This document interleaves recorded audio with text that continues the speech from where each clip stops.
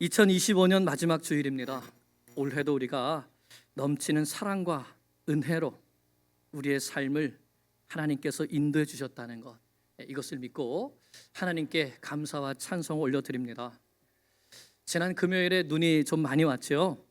그래서 올해 마지막 금요 기도회를 저희가 함께 모여서 하지 못하고 온라인으로 유튜브 생방송으로 진행을 했었습니다. 그런데요, 교회에서 할 때보다 더 많이 들어오셨어요. 더 많이 오시고 참여해 주셔가지고 기도 후에 카톡으로 말씀 요약을 해서 보내주신 분도 계시고요. 그리고 오늘 참 마지막 금요 기도회인데 많은 은혜를 받았다는 그런 말씀도 해주셔서 참 감사드렸습니다. 우리가 함께 모여서 또 기도하고 찬송하고 하는 거, 그렇게 하고 싶지만 그렇게 하지 못하는 분들도 있구나. 그런데 이렇게 또 온라인으로도 함께 하니까 감사하시는구나 하는 생각이 들었습니다.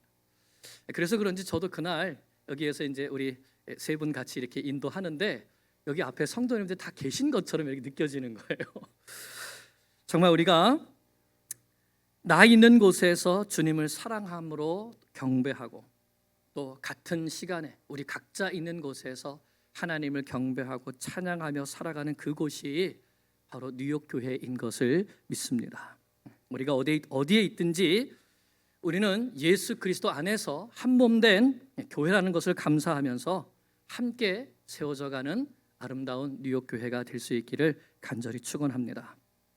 그래서 저는 여러분들 모두를 천국에서 뵈면 좋겠습니다. 여러분도 그렇죠? 우리가 사랑하는 남편, 또 아내, 부모님, 자녀들, 또 우리 성도들 모두 함께 천국에서 만나야 합니다. 그런데 오늘 말씀을 보면 그것이 우리 생각처럼 그렇게 되지 않을 거다.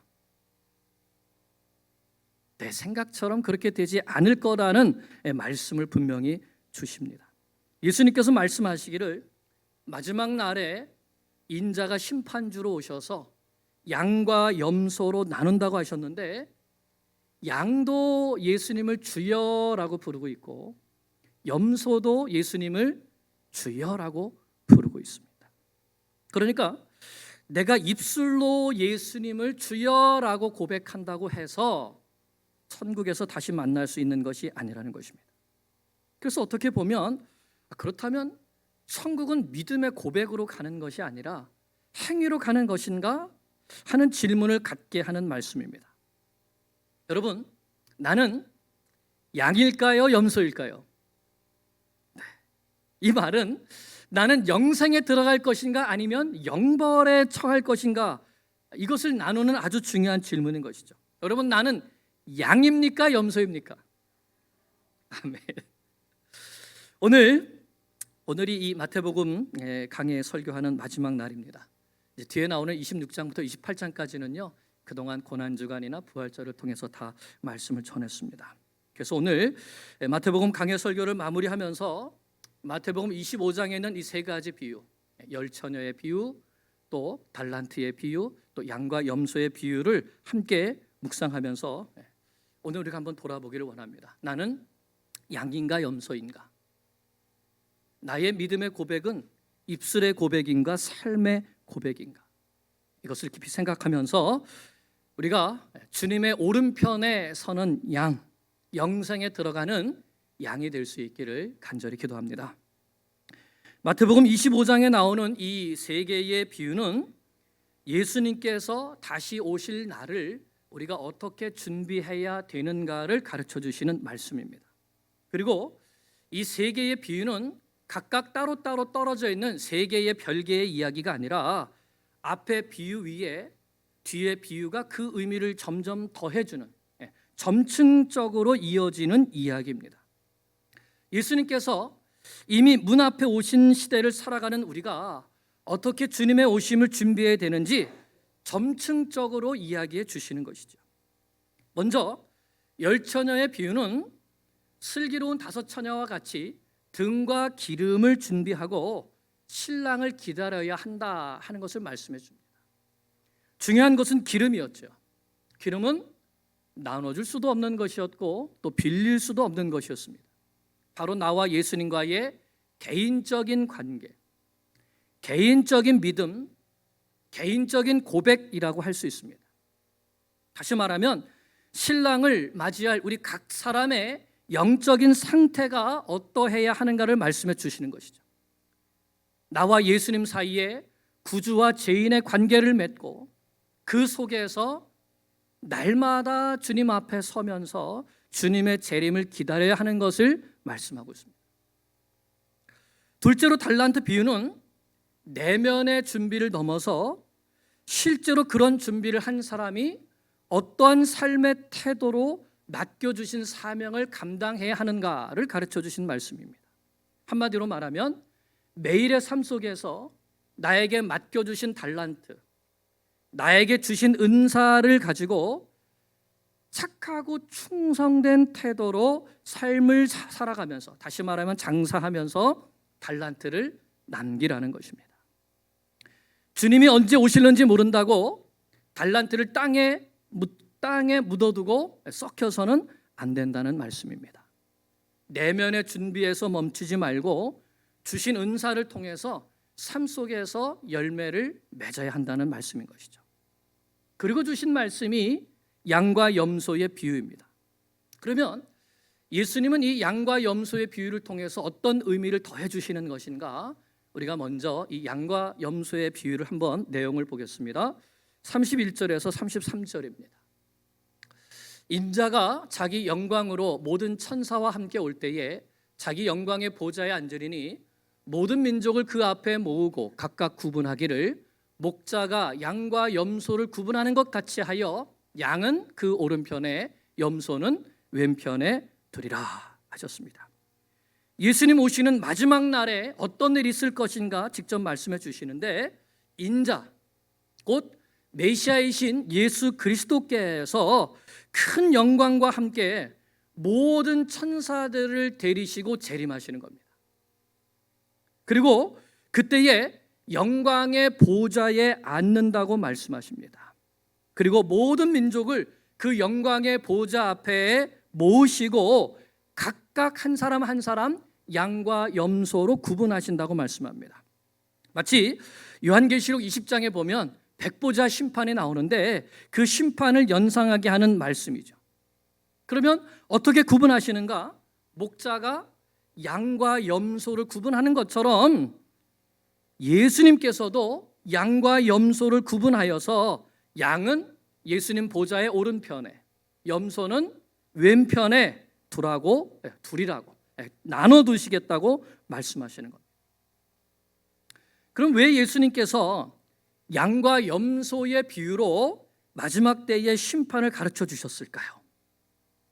그 당시 팔레스타인의 목자에는 낮에는 양과 염소들을 한 무리에 같이 섞어서 풀을 뜯게 했다고 합니다. 하지만 밤이 되면 반드시 양과 염소를 분리하는데, 왜냐하면 양은 털이 많기 때문에 밖에서도 잘 낮은 온도에서도 견딜 수 있지만 염소는 털이 짧고 또 추위를 잘 타기 때문에 따뜻한 우리 안으로 들어보내야 했다고 합니다. 그러니까 낮에는 같이 섞여 있습니다. 하지만 밤이 되면 분리되는 것이죠. 이 세상도 마찬가지입니다. 지금 이 세상 속에는 신자와 불신자가 섞여 살고 있습니다. 선인과 악인이 함께 섞여 살고 있습니다. 하지만 밤이 되면, 마지막 심판의 날이 되면 이 둘은 반드시 구분된다는 것입니다. 알곡과 가라지의 비유도 마찬가지죠. 마태복음 13장에 있는 이 천국의 비유에서 예수님이 이 알곡과 가라지의 비유를 해주시는데, 천국은 마치 주인이 자기 밭에 좋은 씨를 뿌렸는데 거기에서 가라지도 함께 자라는 것과 같다고 말씀합니다.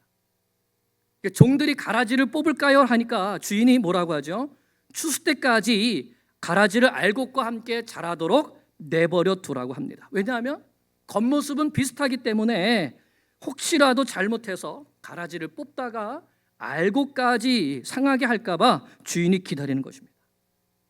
하지만 언제까지 기다립니까? 추수 때까지요. 추수할 때가 있습니다. 추수 때에는 다 베어서 알곡은 곳간에, 가라지는 불태워 버린다고 하셨죠. 언제까지 기다리느냐? 추수 때까지입니다. 미련한 처녀와 슬기로운 처녀들도 함께 신랑을 기다리고 있었습니다. 언제까지요? 신랑이 올 때까지. 착하고 충성된 종과 미련한 종도 함께 세상을 살아가고 있었습니다. 언제까지요? 주인이 돌아올 때까지. 그런데 주인이 돌아오면 어떻게 되죠? 신랑이 오면 어떻게 되죠? 마지막 날이 되면 어떻게 되죠? 구분된다는 겁니다. 나눠진다는 것입니다. 그래서 우리 눈에는 누가 미련한 처녀이고 누가 슬기로운 처녀인지, 누가 착하고 충성된 종이고 누가 악하고 게으른 종인지 지금 우리 눈으로는 구분할 수 없지만 언제요? 인자가 영광 중에 오셔서 영광의 보좌에 앉으시는 그 심판의 순간이 되면 다 드러나게 되고 반드시 분리된다, 반드시 구분된다 하는 것입니다. 반드시 구분됩니다. 여러분, 나는 양입니까? 염소입니까? 목소리가 더 줄어드셨어요, 아까보다. 또 이 양과 염소가요 같이 있기는 하지만 습성은 또 전혀 다르다는 점도 우리가 한번 생각해 보면 좋겠습니다. 우리가 요한복음 제자 훈련할 때 배우는데요, 양은 한마디로 목자가 없이는 살 수 없는 짐승입니다. 양은 눈이 엄청 나빠서 어디로 가야 될지 모르고 또 적으로부터 자신을 보호할 수 있는 것이 아무것도 없습니다. 날카로운 발톱이 있는 것이 아니고 들이받을 수 있는 뿔이 있는 것도 아니고 보호색도 없고 또 달리기도 잘 못합니다. 그야말로 딱 잡아먹히기 좋은 짐승이 바로 양입니다. 그런데 이 양에게 아주 발달되어 있는 것이 하나 있습니다. 그게 뭐냐 하면 귀입니다. 귀. 그래서 목자의 음성을 기가 막히게 분별합니다. 목자가 아닌 사람에게 목자의 옷과 지팡이를 주고 목자를 흉내내게 해도 그 목소리를 듣고 자기 목자가 아니면 따라가지 않는 것이 양의 습성입니다. 왜냐? 누구를 따라가는가가, 누구의 음성을 듣고 누구를 따라가는가가 이 양은 자기의 생과 사를 결정하기 때문인 것이죠. 반면에 염소는 성격이요 고집도 세고 또 독립적입니다. 그래서 목자가 인도하는 대로 가지 않고 자기가 가고 싶은 곳으로 갑니다. 뿐만 아니라 이 염소는 뿔이 있어서 종종 이 뿔로 자기들끼리 싸우기도 하고 또 염소를 들이받기도 합니다. 한마디로 양의 습성은 목자의 음성을 듣고 순종하는 것이고 염소의 습성은 자기 마음대로 가는 겁니다. 불순종이죠. 이런 점을 생각하면서 계속 예수님의 양과 염소의 비유를 보겠습니다. 34절에서 36절 말씀입니다. 그때 임금이 그 오른편에 있는 자들에게 이르시되 내 아버지께 복받을 자들이여 나와 창세로부터 너희를 위하여 예비된 나라를 상속받으라. 내가 줄일 때에 너희가 먹을 것을 주었고 목마를 때에 마시게 하였고 나그네 되었을 때에 영접하였고 헐벗었을 때에 옷을 입혔고 병들었을 때에 돌보았고 옥에 갇혔을 때에 와서 보았느니라. 여기 보면 예수님이 자신을 임금이라고 표현합니다. 예수님은 만왕의 왕이요 만주의 주이시죠. 진짜 임금이시고 심판주이십니다. 그 임금이 오른편에 있는 자들, 곧 양들에게 하나님의 나라를 상속받으라고 합니다. 하나님께 복을 받을 자들이요 하나님의 나라를, 너희를 위하여 예비된 그 나라를 상속받으라. 그런데 그 나라를 상속받게 하시는 이유가 무엇입니까? 쭉 말씀해 주시겠는데 내가 배고플 때에 너희가 나에게 먹을 것을 주었다. 내가 목마를 때에 너희가 나에게 마실 것을 주었다. 내가 나그네가 되어서 갈 곳이 없었는데 그때 너희가 나를 너희 집으로 영접하여서 나를 돌봐주었다. 내가 입을 옷이 없었을 때에 너희가 나에게 옷을 입혀주었다. 내가 병들었을 때에 나를 찾아와서 나를 돌보아 주었다. 내가 감옥에 갇혀 있었을 때에 감옥까지 나를 찾아와서 나를 돌보아 주었다. 이렇게 말씀하십니다. 그럼 여러분, 여기 예수님께서 말씀하신 이 하나하나, 이 한 가지 한 가지들이 입술의 고백입니까? 삶의 고백입니까?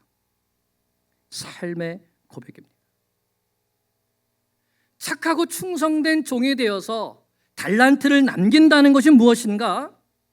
바로 우리의 삶 속에서 예수님을 닮은 선을 행하는 것, 예수님처럼 사랑하는 삶을 실천하는 것, 이런 말씀인 것이죠.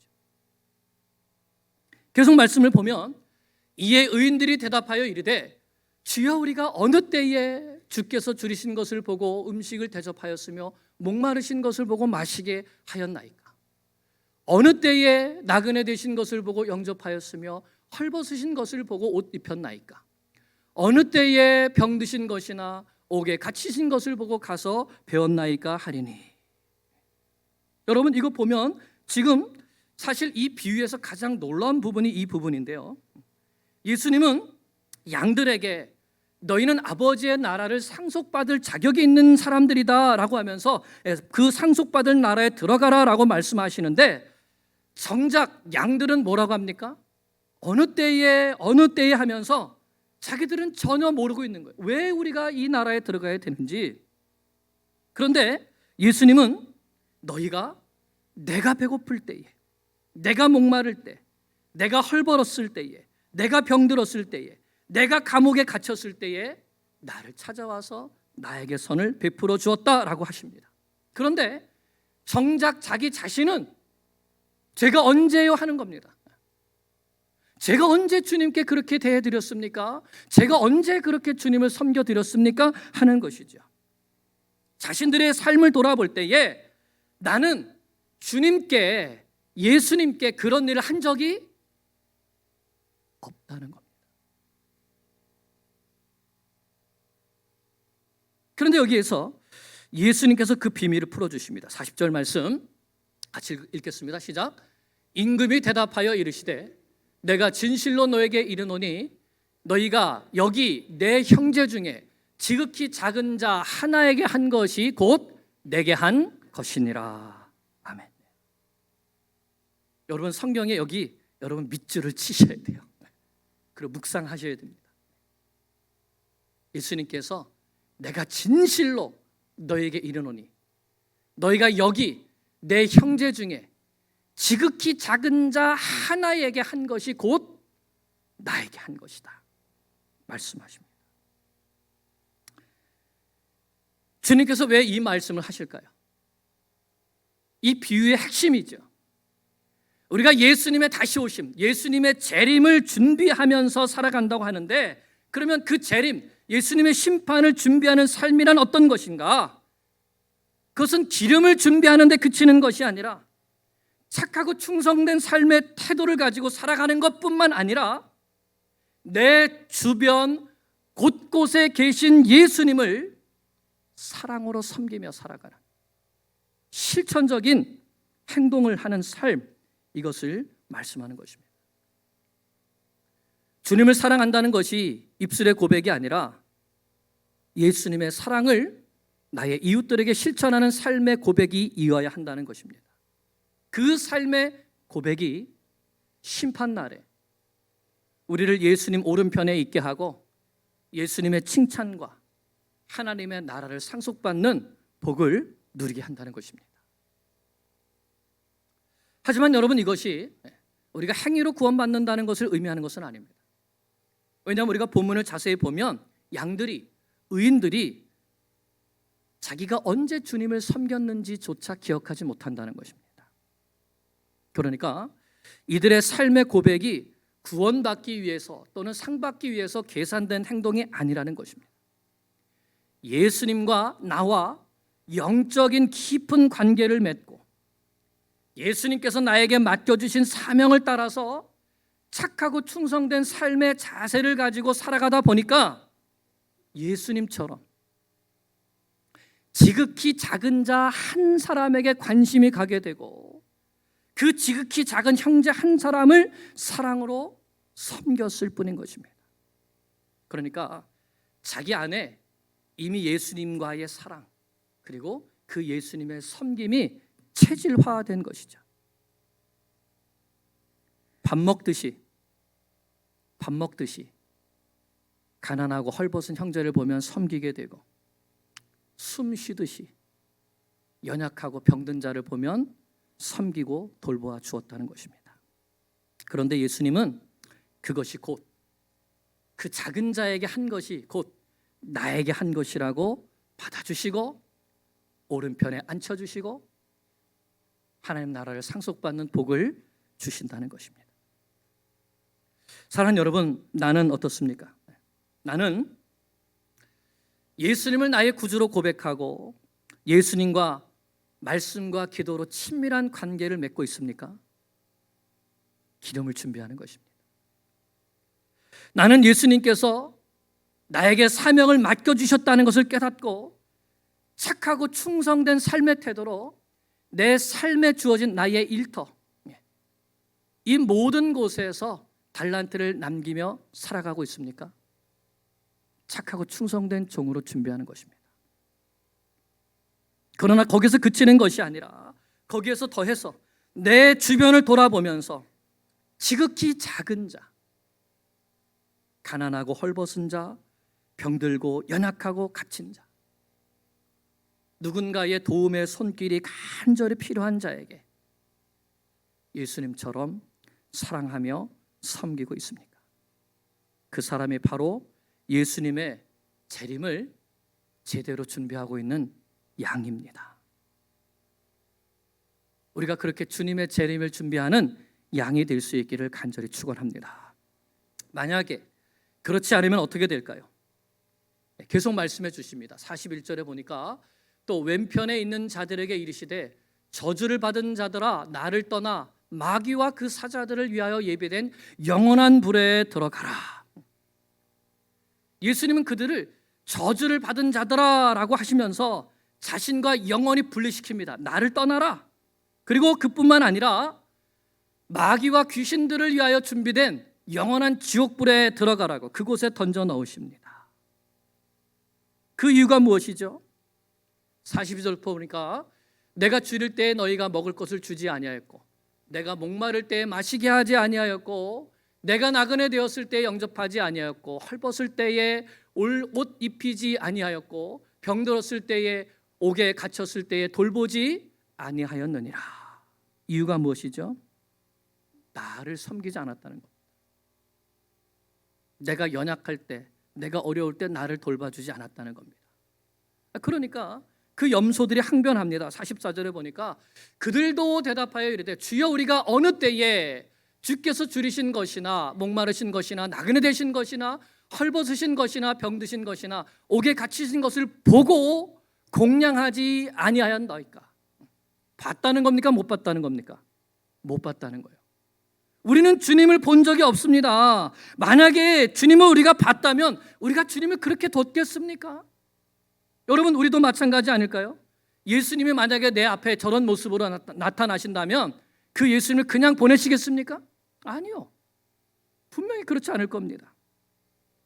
예수님이 배가 고프신 모습으로 나타나신다면 풍성한 잔치를 베풀 것이고 예수님이 목마르다고 하신다면 많은 음료수를 대접할 것이고 예수님이 병드신 모습으로 나타나신다면 나으실 때까지 지극정성으로 간호하겠지요.